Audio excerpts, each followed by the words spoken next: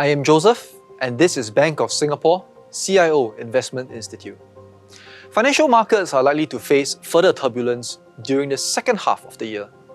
The shocks of the first half, including America's sweeping tariffs, Europe's drive to rearm, Asia's deteriorating trade outlook, and the ongoing conflicts in the Middle East are unlikely to be the last of 2025.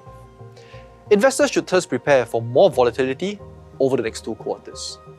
This year, we expect the US will suffer stagflation. The White House's steep tariffs are a supply shock to America's economy.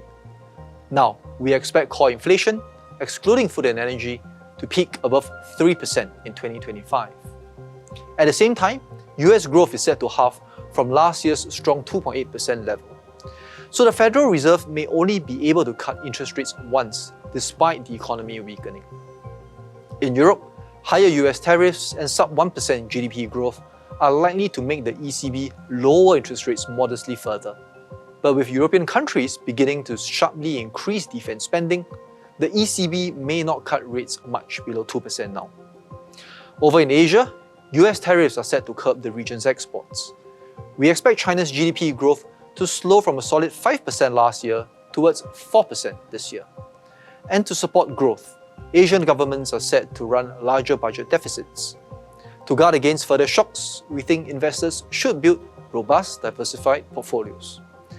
Policy uncertainties in the US and stronger fiscal stimulus in Europe and Asia are set to weaken the US dollar further.